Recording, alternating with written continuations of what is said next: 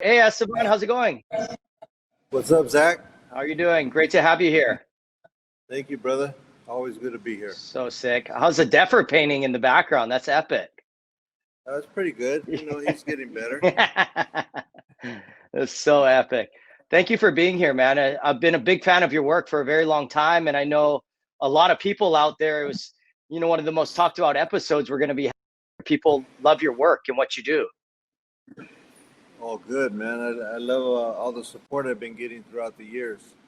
Absolutely. Let's talk a little bit about we saw a little bit of how your dad got you into the photography and where you got it. But your portraits are so unique to what you do and how you shoot them. You capture an essence of these people that you photograph in a way that no one else sees that light. And just a lot of it is film, correct? Yeah, most of it is film. And what are you using to shoot? I know you showed me a 24 pancake before. What is your choice right now? Right now I use mostly my Canon AE1s. Mm-hmm. I have two of those, and I rotate. I have one with a 28mm lens and Nice. one with a 50mm lens. Nice. And I go back and forth. My favorite is probably a 35mm, but Okay. I break stuff, so right now I'm rocking with the 28 and the 50. Nice. But I was using the 1V for a while because it could change lenses with I use a Canon 5D Okay. Mark IV for filming stuff, and also when I have to shoot digital. So those lenses would go good back and forth. Both. Those Yeah. two different bodies, being a film and one being a digital. Yeah, I'm a big fan of prime lenses as well. It just gives you a different look when you're like moving your body rather than just like zooming in and out with the lens. You know what I mean? I can really tell by my work or someone else's. It just gives a different and more like personable kind of look to it. So I like that about what kind of film are you using? A lot of these you were saying you shot on film, the portraits. Yeah, I use a Kodak Tri-X 400. It's beautiful. The blacks are so deep in that, like I'm real contrasting on that. Let's start your slideshow here, and then we could keep talking a little bit. And, tell us a little bit of where your inspirations in doing these. I mean, this is insane. This is a powerful image. That right there is the guy in the middle is my good friend, Skinhead Rob. And he was in a band called The Transplants with Travis Barker and Tim from Rancid. And this was a video shoot called Gangsters and Thugs. And the Booyah Tribe, they also did a song together with, those are the Samoan guys. They did a song together with The Transplants. And that's DJ Quick standing next to Rob on the right side. Wow, that's sick. Are you using flash on this, or are you just kind of shooting this with available light in the studio, or where you're at? Yeah, that was available light where we were shooting the video. So, Esteban, having the relationship you have with these guys makes a huge difference. But look how, they're so relaxed, but you're getting their persona and like their feeling and their vibe just by looking at this image. That just comes over time. How can you talk to others for them to get more comfortable with their like subject? You know what I mean? Because that's an art form in itself. Yeah, I never really noticed it until, people had pointed it out to me. Yeah. But like all the guys, the Samoan guys, the Booyah Tribe, I've known them since the late 80s. They used to come to the clubs that I used to work at. And then Skinhead Rob, I've probably known him for 20 years. And DJ Quick, I've probably known him for a good 15 to 20 years. So with those guys, it's just like, I was just like, old friend taking pictures of my friends, But usually I get to know people and just chop it up with them. And I don't act awkward around them, or I give them respect. And that pretty much has been the key to it the whole way through, is I just give people, the respect, give them their space.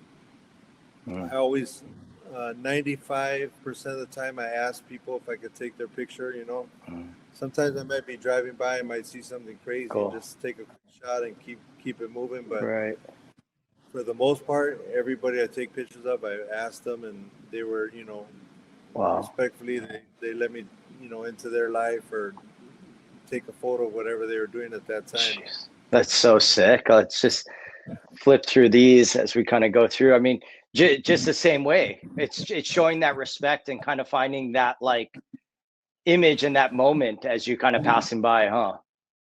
Yeah. It's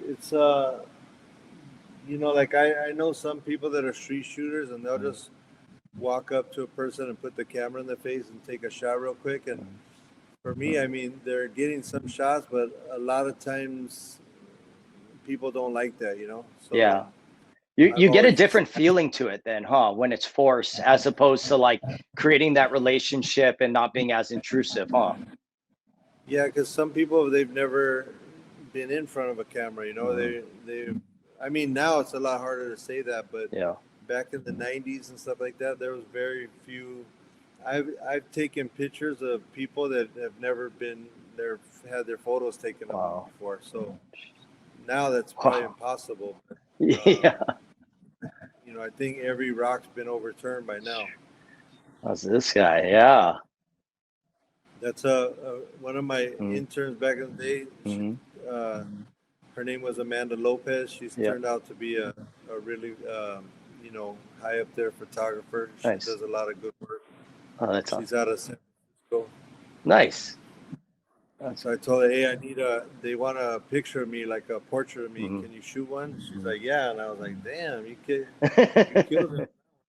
That's Made great. me look good. And I think what's a great thing, what you know, through our relationship of each other and shooting with each other for Ruka, you've always been so helpful, and that's a great thing. Like you said with this intern, you're there to help them and to grow and do that. I see you sharing that knowledge a lot of times, and with what you do, you know what I mean. And that's a great thing. So many times, so many photographers want to keep it to themselves, and kind of having that to share though is something very special.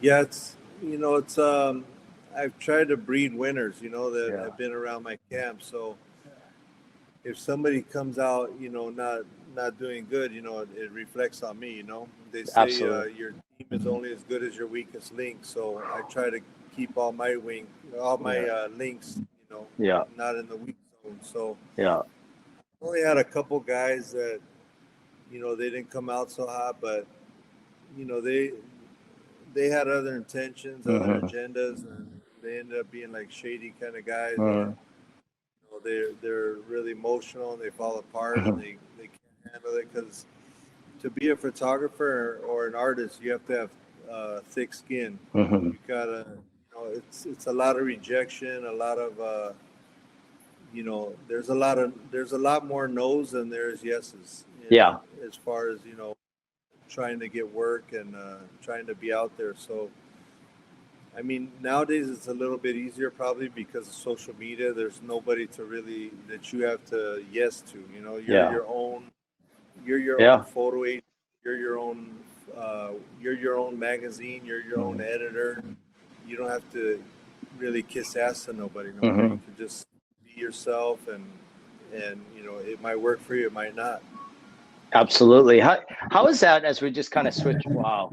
As we kind of just flip through here, like how has that kind of changed, you know, in the way you shot film, you still shoot film, and you're very much known for like your film photography.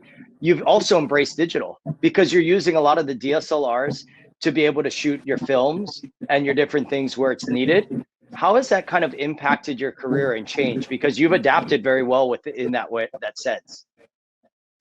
Well, I use digital mainly for customers, for clients, Okay. because people have this like stigma in their head that, you know, film is more expensive and it's going to take more time and this and that. So it's become kind of like photography has become like a fast food type thing. You know, people want it right away. I mean, you can't even get through a shoot without showing somebody the photos. They Of want to see the course. back of the camera every time. It's like, luckily for you guys, got to worry about, you know, surfing and stuff.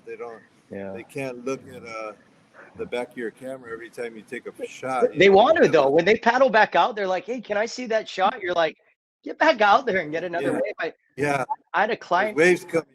You got surfing to do. Get out of here. Get out of there. So I had a client recently, and I was shooting in a pool, and they wanted me to tether it so they could see the shots.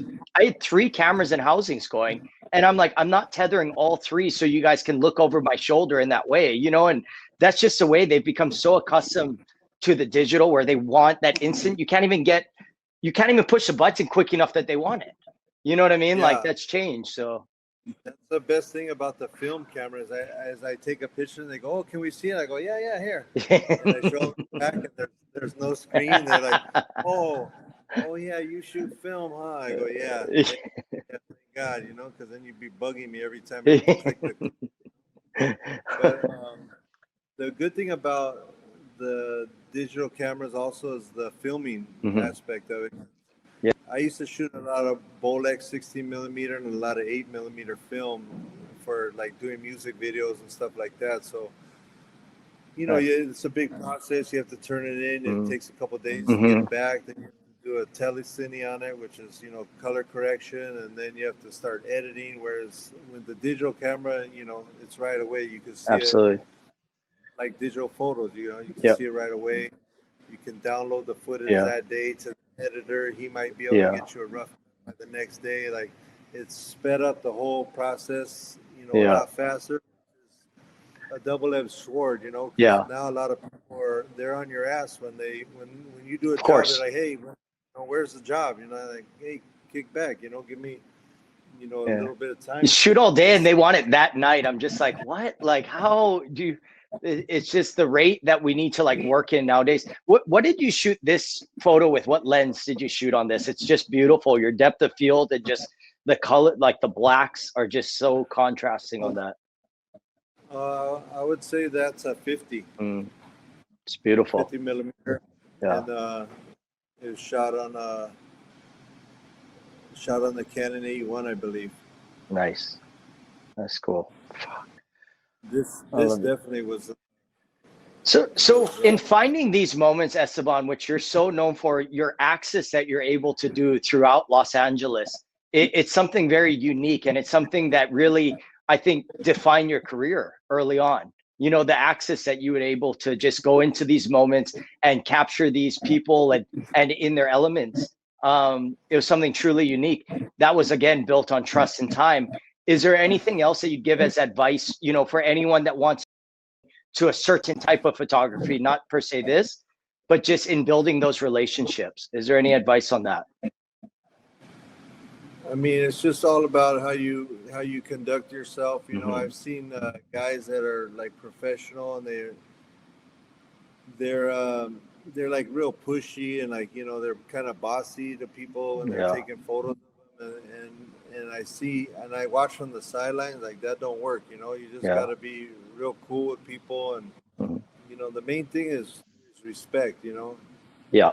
You just look that word up in the dictionary and that'll be a winning, you know, winning thing for you in your career, you know? Yeah. Like, I know people that are great photographers, they're incredible, but they're hard to work with, you know? Yeah. Like people are, that guy's, you know, he thinks he's too cool or he's hot-headed and, you know, they're artists, but you know, people want you to meet it somewhere in the middle, you know? They want good photos, they want somebody easy to work with, and they want somebody that can deliver a good product in a professional way. Absolutely. I think that goes for like the client and, you know, the subject, because having that to go easygoing, you know, you can only be so talented, but be a jerk, you know what I mean? And like, there's only so much leeway on that. So, you know, it makes a huge difference. Jeez. Wow. These are just gorgeous, Estevan. That was a shoot I was doing with Adrian Brodie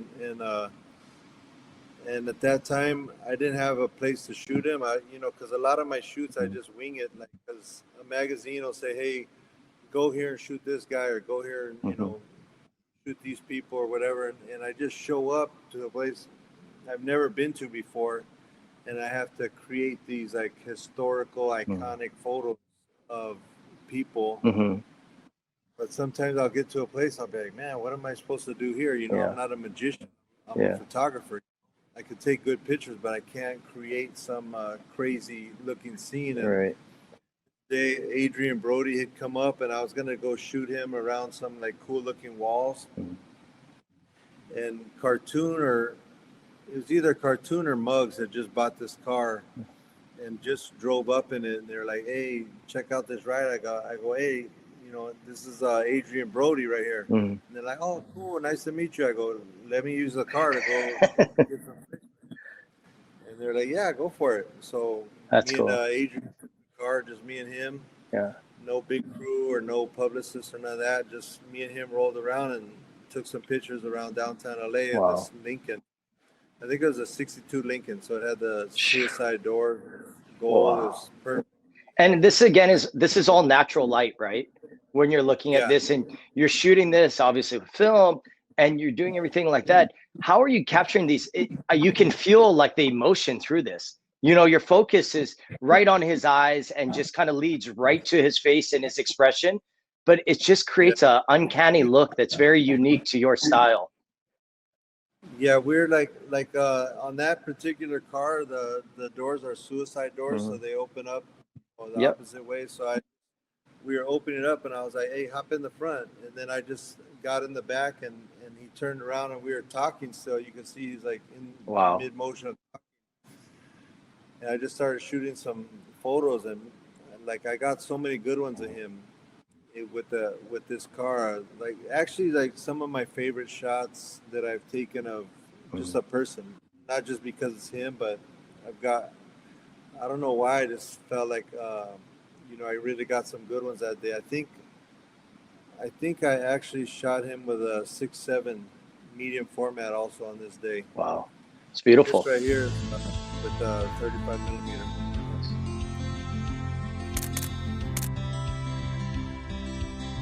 Thank you for tuning in to this week's episode of Between Sets. Make sure to like and subscribe to be tuned in on all future episodes. Thank you.